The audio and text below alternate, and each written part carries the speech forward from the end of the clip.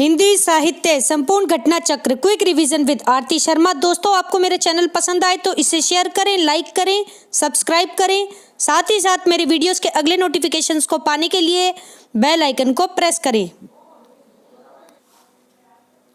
दोस्तों, आज हम करेंगे घटना चक्र का पार्ट 153 यानी 153, जिसमें हम देखेंगे विशेषोक्ति अलंकार। ठीक है, तो ध्यान दे दोस्तों, विशेषोक्ति अलंकार ये क्या होता है। तो जैसे कि अगर हम इसको संधि विच्छेद करें तो विशेष उक्ति, ठीक है, विशेष उक्ति, इन दोनों को जोड़कर बना है विशेषोक्ति। ठीक है, देखते हैं क्या होता है। तो जहां पर कारण के रहने पर भी, जहां पर कारण के रहने पर भी कार्य संपन्न नहीं होता, कार्य संपन्न नहीं होता, वहां पर विशेषोक्ति अलंकार होता है। ठीक है, फिर से सुन लें, कारण के रहने पर भी जहां कार्य पूरा ना हो वहां पर विशेषोक्ति अलंकार होता है। ठीक, यह बिल्कुल किसके विपरीत है? विभावना अलंकार के, विभावना अलंकार के अपोजिट है ये। ठीक, अपोजिट कैसे? तो अपोजिट इस वजह से है कि विभावना अलंकार में बिना कारण के रहने पर भी, बिना कारण के रहने पर भी कार्य पूरा होता है। वहां पर कारण हो ना हो, कार्य होगा। ठीक, लेकिन विशेषोक्ति में कारण रहता है। ठीक, इसमें कारण रहता है लेकिन कार्य पूरा नहीं होता। ठीक, तो ये अंतर है किसमें? विशेषोक्ति अलंकार और विभावना अलंकार में। ठीक है, तो चलिए देखते हैं इससे संबंधित प्रश्न, गौर करेंगे। प्रश्न है दोस्तों हमारा, नीर भरे नित प्रति रहे, नीर भरे नित प्रति रहे, तौ न प्यास बुझाई, तौ न प्यास बुझाई। तो इस पंक्ति में कौन सा अलंकार है? ऑप्शन बी विशेषोक्ति अलंकार है। कौन सा है? विशेषोक्ति अलंकार है। ठीक, पीजीटी परीक्षा 2009 में आया हुआ प्रश्न है। पंक्ति है, नीर भरे नित प्रति रहे, यानी कि जो आंखें हैं, ठीक है, उसमें हमेशा पानी ही भरा रहता है। ठीक, आंखें जो है पानी से भरी हुई हैं, लेकिन फिर भी जो प्यास है वो बुझ नहीं रही है। देखते हैं कि व्याख्या क्या है इसकी, गौर करेंगे दोस्तों। व्याख्या है, यहाँ पर प्रश्न आपके सामने है। ठीक है, विशेषोक्ति अलंकार से संबंधित प्रश्न है। ऑप्शन बी इसका सही उत्तर है, विशेषोक्ति वाला। ठीक, व्याख्या है, प्रस्तुत पंक्ति में विशेषोक्ति अलंकार है। कौन सा? विशेषोक्ति अलंकार। यहाँ कारण के रहते हुए भी, कारण के रहते हुए भी कार्य जो है वो संपन्न नहीं हो पा रहा है, कार्य संपन्न नहीं हो पा रहा है। अर्थात जो नैन है, यानी नैनों में नीर भरा हुआ है, आँखों में नीर भरा हुआ है, यानी पानी भरा हुआ है, पानी भरा हुआ बताया जाने पर भी जो प्यास है वो बुझ नहीं रही है, प्यास है जो वो बुझ ही नहीं रही है। ठीक है, तो यहाँ पर क्या है? विशेषोक्ति अलंकार है। अगला अलंकार है दोस्तों, ध्यान दें, क्या है? गौर करेंगे, अर्थांतर अन्यास। ठीक है, अर्थांतर अन्यास। ठीक है, ये है। तो दोस्तों, अर्थांतर अन्यास अलंकार क्या होता है पहले ये समझें। ठीक है, इसमें पहले सामान्य कथन का विशेष कथन के साथ, सामान्य कथन का विशेष कथन के साथ जब समर्थन होता है, जब समर्थन होता है, यानी कि मानो कोई एक पंक्ति है, ठीक, सामान्य पंक्ति है, उसी के ही अर्थ को धारण करते हुई कोई दूसरी विशेष खास पंक्ति है। ठीक है, तो जहाँ दोनों का समर्थन होता है, जहाँ एक दूसरे का समर्थन करती हैं दो पंक्तियाँ, जिनमें से एक सामान्य पंक्ति और एक विशेष पंक्ति, ठीक है, दोनों का एक जैसा ही अर्थ आता है, तो वहाँ क्या हो गया? अर्था अंतर अन्यास। फर्क नहीं पड़ता कि विशेष से सामान्य में हो रहा है, ठीक है, या फिर सामान्य से विशेष कथन में समर्थन हो रहा है। ठीक, तो यहाँ पर अर्था अंतर अन्यास सामान्य से विशेष या विशेष से सामान्य। ठीक है, कथन के समर्थन को कहते हैं। ठीक है, यानी कि पहली पंक्ति दूसरी पंक्ति से ही मिलती जुलती होगी, लेकिन एक पंक्ति सामान्य होगी, दूसरी जो है विशेष होगी, लेकिन अर्थ क्या है कि लगभग समान ही होंगे, एक दूसरे के पूरक होंगे। ठीक है, सपोर्ट करेंगे मतलब। तो ध्यान से देखें प्रश्न, गौर करेंगे दोस्तों प्रश्न पर। क्या है, यहाँ पर एक दोहा दिया गया है, ध्यान दें।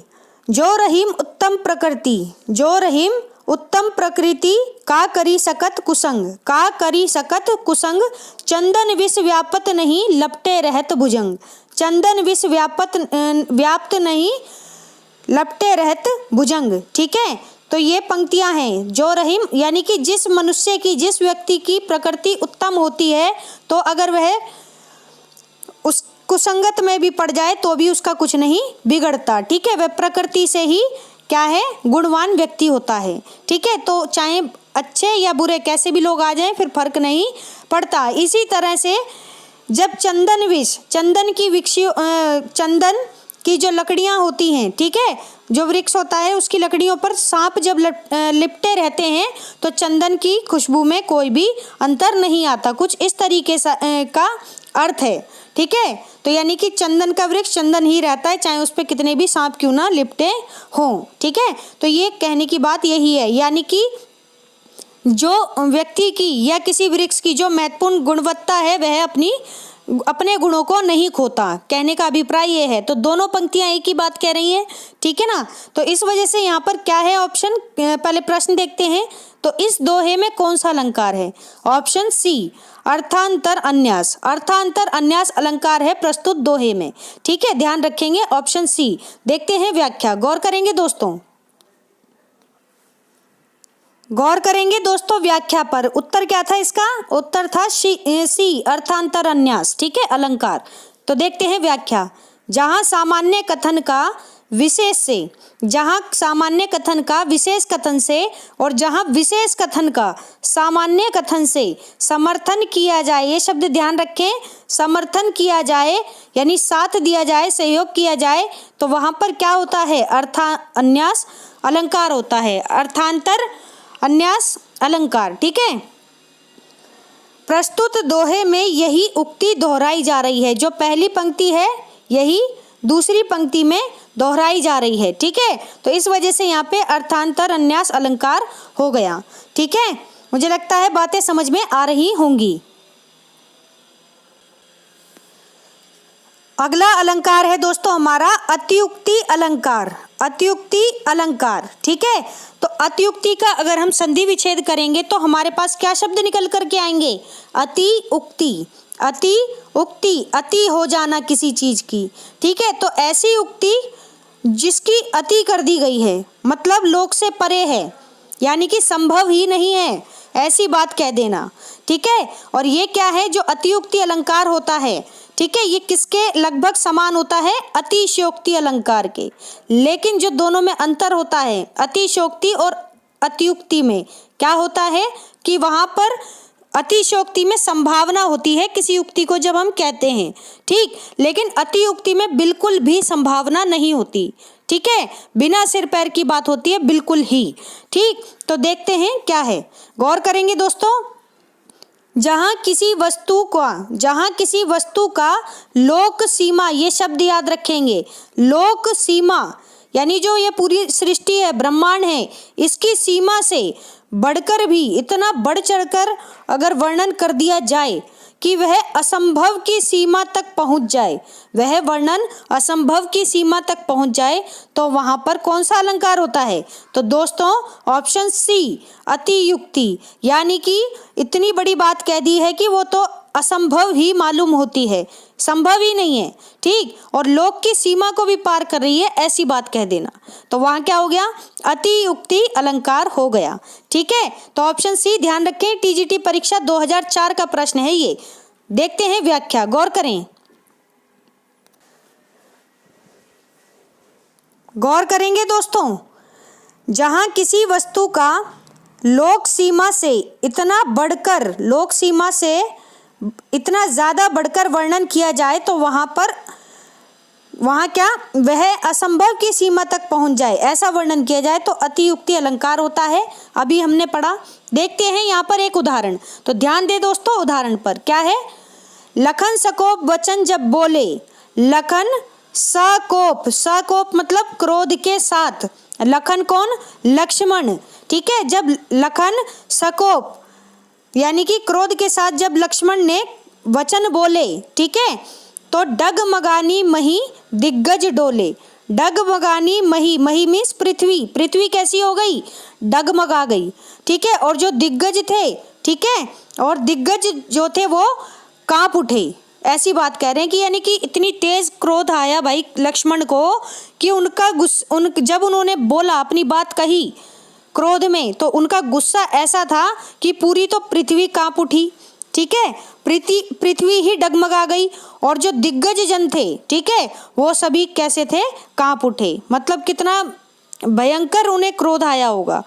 तो ठीक है, क्रोध आया होगा, लेकिन क्या पृथ्वी डगमगाई होगी? नहीं। ये लोक से पूरी इन्होंने तो पृथ्वी को भी पार कर दिया। ठीक। तो यानी कि ये अतियुक्ति हो गई। क्या हो गई? अतियुक्ति। देखते हैं व्याख्या उदाहरण की, गौर करें।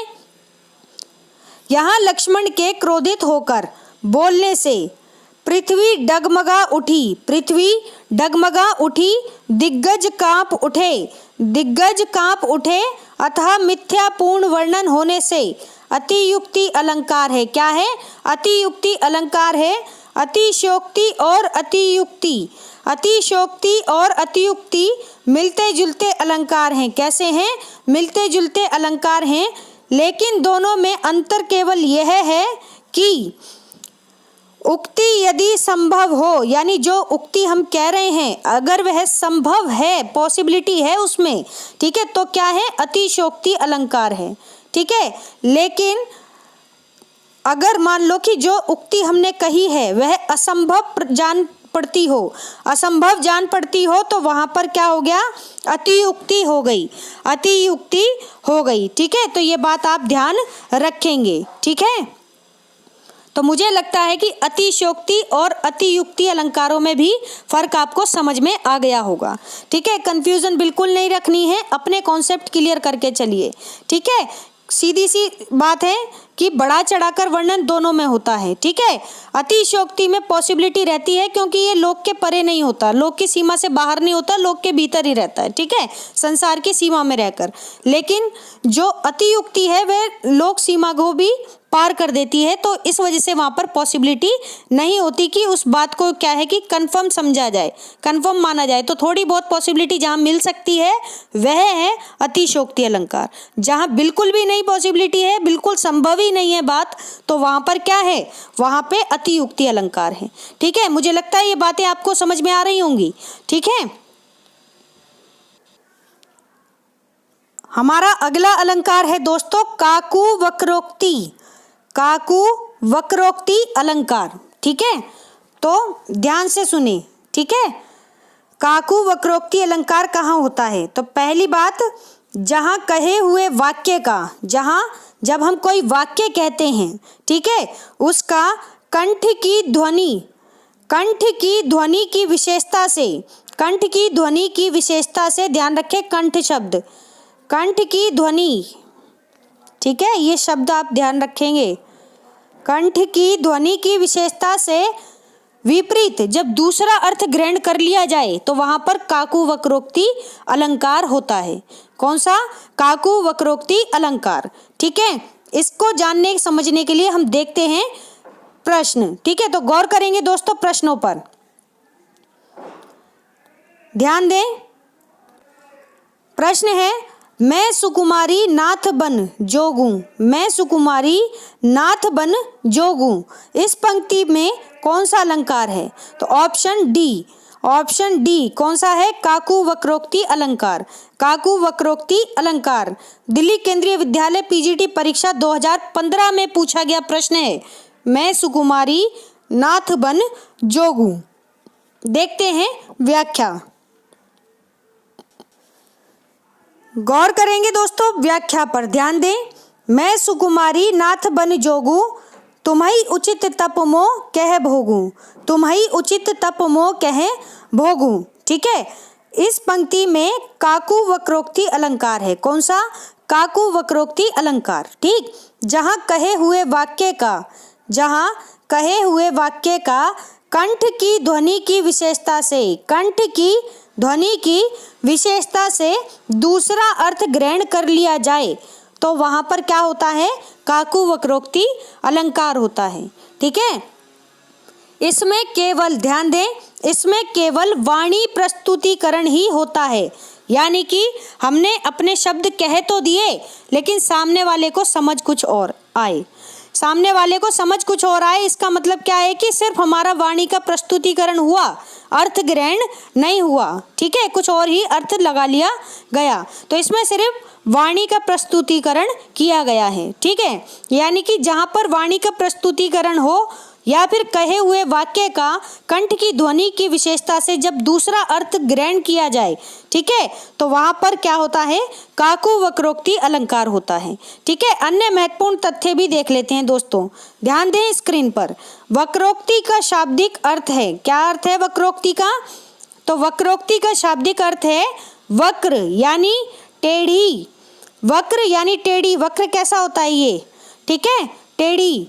उक्ति यानी कथन, यानी कि वक्र मीन्स टेढ़ी, उक्ति मीन्स कथन, यानी कोई कथन जो कि सीधा यानी कि सामान्य नहीं है, कैसा है? टेढ़ा मेढ़ा है।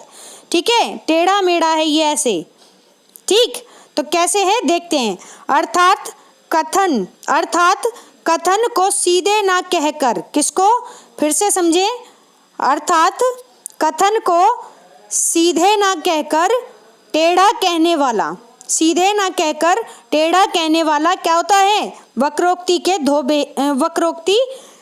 अलंकार होता है। ठीक है, वक्रोक्ति का शाब्दिक अर्थ है, यानी कि जहां पर कोई बात सीधी तो बात नहीं कही जाए, उसे घुमा फिरा कर बातें करना। सीधे से सिंपल अर्थों में समझो, घुमा फिरा कर बातें करना, वहां पर क्या होगा? वहां होगा आपका कौन सा अलंकार? वक्रोक्ति अलंकार, काकू वक्रोक्ति अलंकार। जहां पर बात सीधी सीधी न कहकर घुमा फिरा कर बातें कही जाए तो वहां पर क्या होगा? वक्रोक्ति अलंकार। ठीक है, काकू वक्रोक्ति अलंकार। ध्यान दे, अब इसके वक्रोक्ति के भी दो भेद होते हैं। ठीक है, वक्रोक्ति के भी दो भेद होते हैं। कौन कौन से? एक तो श्लेष वक्रोक्ति, दूसरा काकू वक्रोक्ति। श्लेष वक्रोक्ति, आपसे कोई पूछ ले कि वक्रोक्ति के कितने भेद होते हैं, तो आप बताएंगे कि जो बातें होती हैं वो हम दो तरह से करते हैं। ठीक है, जो बातें टेढ़ी मेढ़ी बातें भी हम जो करते हैं वो हम दो तरह से करते हैं, यानी कि एक तो श्लेष वक्रोक्ति के रूप में और दूसरी काकू वक्रोक्ति के रूप में। ठीक है, तो काकू वक्रोक्ति मैंने आपको अभी समझा दी है। ठीक, तो देखिए बात को भी हम जब घुमा फिरा कर करते हैं तो इसके भी दो ही तरीके होते हैं। तो ये दो तरीके कौन कौन से हैं? एक श्लेष और दूसरा काकू। ठीक, मुझे लगता है चीजें आपके समझ में आ रही होंगी। हमारा अगला अलंकार है दोस्तों, ध्यान दें, अक्रमाति शोक्ति अलंकार। ठीक है, तो ये क्या होता है देखते हैं। जहां पर कार्य और कारण क्रम से ना आए, कार्य और कारण। ठीक है, कार्य और कारण में क्या है? जब क्रम से ना आए, यानी क्रम जो होता है किसका निषेध होता है इसमें? क्रम का, यानी क्रम नहीं होता, ये दोनों एक साथ आ सकते हैं। ठीक है, तो यानी कि कार्य भी और कारण भी दोनों एक साथ आ सकते हैं, लेकिन ये क्रम में नहीं होंगे। ठीक, तो क्रम का निषेध होता है किसमें? आक्रमातिशोक्ति। देखो नाम में ही आ लगा हुआ है, यानी कि आ, फिर है क्रम, यानी कि क्रम में ना होना। ठीक है, ऐसी पंक्तियां जो क्रम में नहीं है, यानी जो वाक्य है, जो कथन है, वह क्रम में नहीं है, यानी जो कार्य है और कारण है इसमें क्रम का कर्म नहीं है दोस्तों, क्रम है, क्रम यानी कि सीक्वेंस। ठीक है, क्रम का निषेध है, ये एक साथ आ सकते हैं। ठीक, देखते हैं प्रश्न, गौर करेंगे। वह शर इधर गांडीव गुण से भिन्न जैसे ही हुआ, वह शर इधर गांडीव गुण से भिन्न जैसे ही हुआ, धड़ से जयद्रथ का उधर, धड़ से जयद्रथ का उधर, उधर सिर छिन्न वैसे ही हुआ। देखो एक तो यहाँ पर जैसे और वैसे शब्द आ रहे हैं, जैसे और वैसे, तो इससे लगाओ कि कार्य और कारण का संबंध है। यहाँ पर कार्य और कारण का एक दूसरे से संबंध है, यानी कि जैसे ही इधर काम हुआ वैसे ही उधर जयद्रथ का जो धड़ है उससे उसका सिर छिन्न भिन्न हो गया, ठीक है, अलग हो गया, कुछ ऐसा अर्थ है पंक्तियों का। तो एक बार फिर से देखेंगे, क्या है, वह शर इधर गांडीव गुण से भिन्न जैसे ही हुआ, धड़ से जयद्रथ का उधर सिर छिन्न वैसे ही हुआ। उपर्युक्त पंक्ति में कौन सी अतिशयोक्ति है? तो दोस्तों ऑप्शन सी अक्रमातिशयोक्ति है, अक्रमातिशयोक्ति। यहाँ पर ध्यान दें शब्दों पर, शर और ये एक गांडीव शब्द है ये, और एक ये सिर छिन्न, ठीक है, इन पर शब्दों पर ध्यान दें। देखते हैं व्याख्या। तो यहाँ कौन सा अलंकार है? अक्रमातिशयोक्ति अलंकार, ठीक है, गौर करें, ध्यान देंगे दोस्तों। क्या है? जहाँ कारण और कार्य का एक साथ होना, यानी कि कारण और कार्य एक साथ हो रहे हैं, ठीक है, साथ साथ आ रहे हैं, वर्णित हो, वहां पर अक्रमातिशयोक्ति अलंकार होता है। कौन सा? अक्रमातिशयोक्ति अलंकार, ठीक है।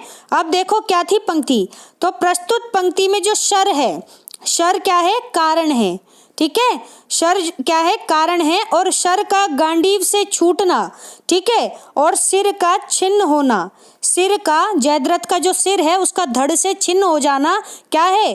कार्य है, ठीक। तो दोनों का एक साथ कथन किया गया है, दोनों कथनों को एक साथ बताया गया है कि जैसे और वैसे शब्द आए थे, ठीक है, जैसे वैसे, जैसे ही इधर क्या हुआ, यानी कि शर जो है गांडीव से छूटा, वहीं उतनी ही देर में क्या हो गया कि जयद्रथ का धड़ जो है किससे अलग हो गया? सिर से, ठीक है। तो ये चीज, तो जैसे और वैसे शब्दों को भी ध्यान रखें इस अलंकार में, ठीक है। तो कथन साथ साथ आ सकते हैं, कार्य कारण साथ साथ आ सकते हैं, लेकिन इनमें इनका क्रम नहीं होता, क्रम निषेध होते हैं, ठीक। इसीलिए यहाँ कारण और कार्य में क्रम का निषेध होने से, कार्य और कारण में क्रम का निषेध होने से यहाँ पर क्या है? अक्रमातिशयोक्ति अलंकार है, अक्रमातिशयोक्ति अलंकार, ठीक। सामान्यतः कार्य कारण के बाद होता है। सामान्य रूप से अगर हम देखें तो दोस्तों, जो पहले कार्य जो होता है वो हमेशा कारण के बाद होगा, कोई कारण हमारे सामने होगा उसके बाद ही हम किसी कार्य को करेंगे, बिना कारण हम कार्य नहीं करते, ठीक है। तो कारण पहले होगा, बाद में कार्य होगा, ठीक। लेकिन यदि कवि कारण से पहले ही कार्य का होना वर्णन कर दे, यानी कि कारण से पहले ही कारण बाद में बताए और कार्य पहले पूरा हो जाए, तो वहां पर क्या होता है? अत्यंताशयोक्ति अलंकार होगा। अत्यंताशयोक्ति अलंकार कहाँ होता है दोस्तों? जहां पर कारण से पहले कार्य पूरा हो जाए और बाद में कारण बताया जाए, ठीक है, तो वहां पर अत्यंताशयोक्ति अलंकार होगा, ठीक है। इतनी बातें आप ध्यान रखें। अगला अलंकार है दोस्तों हमारा, कौन सा है? मानवीकरण अलंकार। कौन सा? मानवीकरण अलंकार। तो ध्यान से अगर आप शब्द को देखें मानवीकरण को, तो ये किससे निर्मित है? शब्द के शुरू में ही आ रहा है मानव, यानी मनुष्य, यानी कि जब हम किसी वस्तु का, किसी भी चीज का जब हम मनुष्य यानी कि उसको सजीव बना देते हैं, मानवीकरण यानी कि उसमें जीवंत कर देते हैं उसको, तो मानवीकरण अलंकार होता है, ठीक है। जैसे आपका पेन है, ठीक, पेन को भी जैसे आप कभी बोल देते हैं कि कहाँ सोता रहता है सारे दिन, ठीक है, तो इस तरीके से, तो यानी कि क्या वो सच में सोता है क्या? पेन तो रखा होता है लेकिन हम बोलते हैं, ठीक। तो इस तरीके से ये क्या हो गया? मानवीकरण, चीजों को आपने क्या कर दिया? सजीव बना दिया। तो यानी कि देखते हैं प्रश्न, गौर करेंगे दोस्तों। अलंकार के संदर्भ में मानवीकरण से क्या अभिप्राय है? तो मानवीकरण की देखिए यहाँ पर ये अच्छा उदाहरण है। तो यहाँ पर आपको अच्छे से समझ आएगा। इसका ऑप्शन डी सही है दोस्तों, ऑप्शन डी जो है सही है। क्या है देखते हैं। तो मानवीकरण अलंकार क्या होता है? मानवीकरण अलंकार वह होता है दोस्तों जिसमें भावनाओं में, जो हमारी फीलिंग्स होती हैं, जो भावनाएं होती हैं, उसमें मानव गुण, मानव के यानी मनुष्य के किसी गुण, ठीक है, मनुष्य का कोई भी गुण हो सकता है, अच्छा बुरा कुछ भी, ठीक, वह कार्य का आरोप हो या फिर मनुष्य से जुड़े हुए जो कार्य होते हैं उसका आरोप कर दिया जाए, उसमें शामिल कर दिया जाए। किसमें? भावनाओं में, फीलिंग्स में, ठीक है। देखा होगा कई लोग चलते चलते बातें करते हैं, चीज़ों से बातें करते हैं, है ना। तो ये क्या है? ये आप चीज़ों को अपना मानकर यानी उसका मानवीकरण कर रहे हैं एक तरीके से, ठीक है। कोई आपके रूम में चीज़ें हैं, आप उससे बातें करते हो तो मतलब आपने उसका मानवीकरण कर दिया है। यानी भावनाओं में मानव गुण तो मिलाए ही हैं, साथ ही साथ मानव गुणों के साथ आपने उसमें कार्य भी मिला दिए हैं। तो यानी कि उसे सजीव बना देना, किसी निर्जीव वस्तु को सजीव बना देना क्या हो गया? मानवीकरण हो गया, ठीक। तो ऑप्शन डी इसका सही उत्तर है दोस्तों। मुझे लगता है चीजें समझ में आ रही होंगी, ठीक। देखते हैं प्रश्न की व्याख्या। गौर करेंगे दोस्तों प्रश्न की व्याख्या पर। क्या है? जिस अलंकार में भावनाओं में, जिस अलंकार में भावनाओं में, भावना फीलिंग्स ध्यान रखो, ठीक है, भावनाओं में मानव गुण व कार्य का आरोप कर दिया जाए तो वहां पर मानवीकरण अलंकार होता है, ठीक है। तो ये जरा सी बात थी, ठीक है। बहुत पूछा जाता है तो आपको किसी पंक्ति को पढ़कर, ठीक है, एक दो उदाहरण इसके देखना, आप गूगल करना या अपनी किताबों में देखना, तो आप देखना मनुष्य के गुणों से तुलना कर दी जाएगी उसमें, ठीक है। तुलना क्या? उसमें मतलब मनुष्य, मानव गुण जो है शामिल कर दिए जाएंगे किसी निर्जीव वस्तु में, ठीक है, और उसको सजीव बना दिया जाएगा। तो यानी कि वो क्या हो जाएगा? मानवीकरण, ठीक है, मानवीकरण अलंकार। तो दोस्तों हमारा आज का ये वीडियो यहीं समाप्त होता है। Thanks for watching. अगर आपको मेरे वीडियोस पसंद आ रहे हैं तो इन्हें लाइक करें, शेयर करें, मेरे चैनल को सब्सक्राइब करें, साथ ही साथ मेरे वीडियोस के अगले नोटिफिकेशंस को पाने के लिए बेल आइकन को प्रेस करें। धन्यवाद दोस्तों।